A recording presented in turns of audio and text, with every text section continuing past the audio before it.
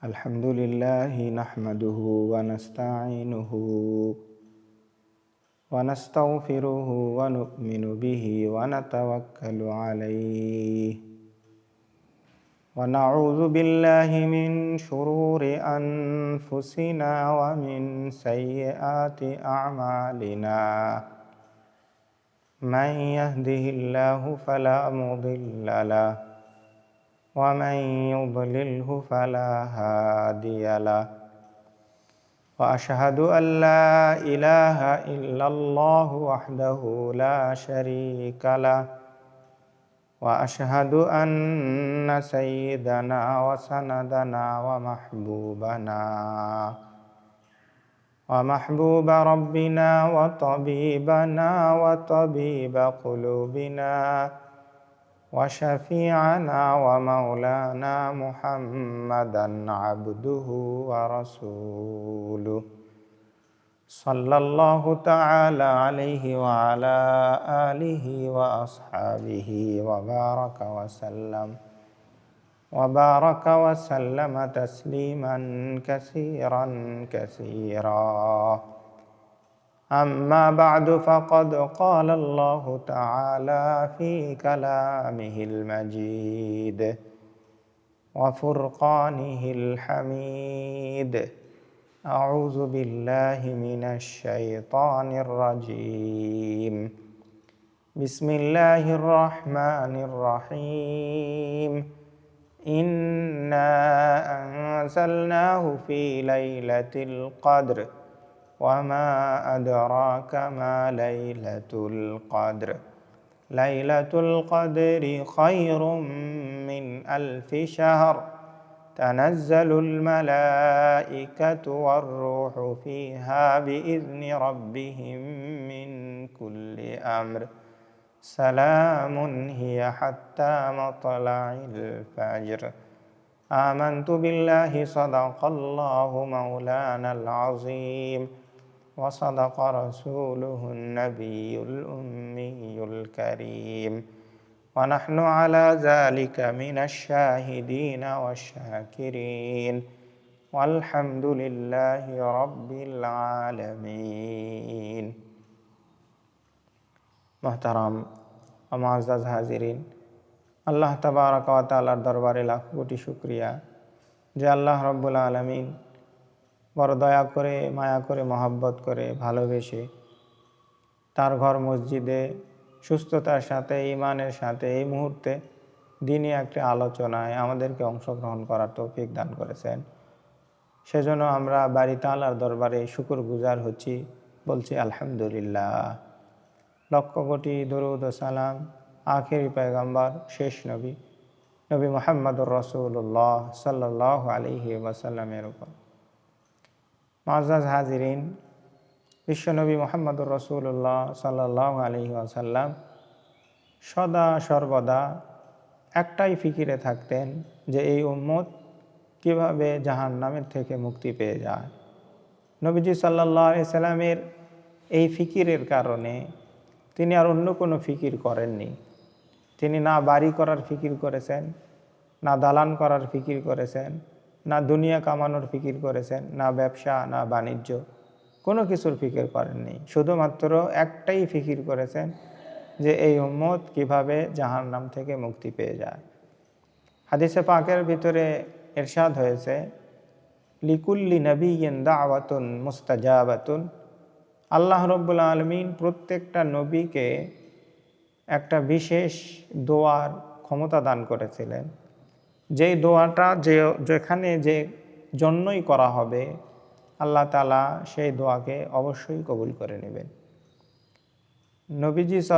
নবীদের দোয়া আল্লাহ তাআলা তো কবুল করে থাকেনই, কিন্তু এই দোয়াটা আরও বিশেষভাবে আল্লাহ রাব্বুল আলামিন কবুল করার ওয়াদা দিয়েছেন। তো নবীজি সাল্লাল্লাহু আলাইহি সাল্লামকেও আল্লাহ তাআলা এমন একটি দোয়া দান করেছিলেন যে দোয়া নবীজি সাল্লাল্লাহু আলাইহি সাল্লাম করার সাথে সাথে সেটা কবুল হবে। তো নবীজি সাল্লাল্লাহু আলাইহি সাল্লাম বলেন, প্রত্যেকটা নবী তার উম্মতকে দাওয়াত দিতে দিতে উম্মতের থেকে যখন আশাহত হয়েছেন, যখন দাওয়াতের এক পর্যায়ে বুঝছেন যে তারা ঈমান আনতেছে না, বরঞ্চ দাওয়াতের বিপক্ষে নবীদেরকেই তারা নির্যাতন নিপীড়ন চালাইছে। ঠিক সেই সময় প্রত্যেকটা নবী তাদের সেই দোয়াকে প্রয়োগ করেছেন এবং আল্লাহ তাআলাও সেই দোয়াকে কবুল করে সেই অনুযায়ী আমল করেছেন। কিন্তু বিশ্বনবী মুহাম্মদুর রাসূলুল্লাহ সাল্লাল্লাহু আলাইহি ওয়াসাল্লাম বলেন যে আমি এই দোয়াকে দুনিয়ার জন্য আমি চাইব না, বরং এই দোয়াকে আমি কিয়ামতের ময়দানে আমার উম্মতের সুপারিশের জন্য রেখে দেব। যখন আমার উম্মত জাহান্নামমুখী হবে, আমি আল্লাহ তাআলার কাছে এই দোয়ার শক্তিতে আল্লাহকে বলবো, আয় আল্লাহ, আমার এই জাহান্নামমুখী উম্মতদেরকে আপনি জাহান্নাম থেকে মুক্তি দিয়ে জান্নাত দান করেন। আর আল্লাহ তাআলা আমাদের নবী বিশ্বনবী মুহাম্মদুর রাসূলুল্লাহ সাল্লাল্লাহু আলাইহি সাল্লামের জন্য এই দোয়া কবুল করবেন এবং সুপারিশের আল্লাহ তাআলা নবীজি সাল্লাল্লাহু আলাইহি সাল্লামকে একটা ক্ষমতা দান করবেন। তো নবীজি সাল্লাল্লাহু আলাইহি সাল্লামের একটাই ফিকির ছিল যে কীভাবে এই উম্মত জাহান্নাম থেকে মুক্তি পেয়ে যায়, যার জন্য তিনার সেই বিশেষ ক্ষমতার দোয়াটাকেও তিনি এই উম্মতের মুক্তির জন্য, জাহান্নাম থেকে মুক্তির জন্য, কিয়ামতের দিনে ব্যবহার করার জন্য সেটাকে স্পেশালভাবে তিনি রেখে দিয়েছেন।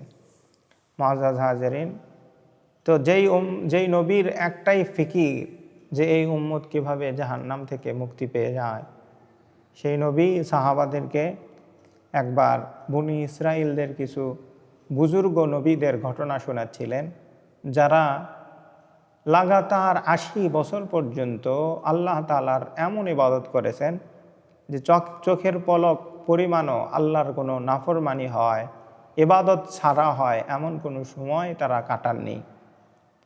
যেমন হযরতে আইয়ুব আলাইহিস সালাতু ওয়াস সালাম, হযরতে জাকারিয়া আলাইহিস সালাতু ওয়াস সালাম, হযরতে হিজকিল আলাইহিস সালাতু ওয়াস সালাম, হযরতে ইউশা ইবনে নুন আলাইহিস সালাতু ওয়াস সালাম, এনারা ৮০ বছর পর্যন্ত ইবাদত করেছেন এমনভাবে যে এই ৮০ বছরের জিন্দেগিতে তারা আর অন্য কোনো কিছুই করেন নাই, শুধু ইবাদতের ভিতরেই ছিলেন। চোখের পলক পরিমাণও তারা অন্য কাজে ছিলেন না, শুধু ইবাদতের মধ্যেই ছিলেন। নবীজি সাল্লাল্লাহু আলাইহি ওয়াসাল্লাম বনি ইসরাইলের আরেকজন মুজাহিদের ঘটনা উল্লেখ করেছেন যে তিনি ৮০ বছর পর্যন্ত আল্লাহর রাস্তায় দিনের বেলা জিহাদ করেছেন আর ৮০ বছর রাত্রিবেলা আল্লাহর ইবাদতে তিনি কাটিয়ে দিয়েছেন। যখন এই সমস্ত বুজুর্গদের ঘটনা সাহাবায়ে কেরামদের সামনে উল্লেখ করতেছিলেন সাহাবায়ে কেরাম, তখন চিন্তা করতেছিলেন যে তাদের হায়াতকে আল্লাহ তাআলা অনেক লম্বা করেছেন, অনেক বেশি করেছেন। তো তারা যখন এত লম্বা হায়াতের মধ্যে এত ইবাদত তিনারা করেছেন, তো আমরা তো হায়াত অনেক কম পাচ্ছি। সুতরাং তারা যখন কিয়ামতের ময়দানে লম্বা হায়াতে এইরকম ইবাদত নিয়ে দাঁড়াবে, তখন তাদের ইবাদতের সংখ্যা কোটি কোটি গুণ হবে। আর আমাদের হায়াত কম, আমরা এই পরিমাণ ইবাদত করতে পারতেছি না, তাহলে আমাদের অবস্থাটা কি হবে?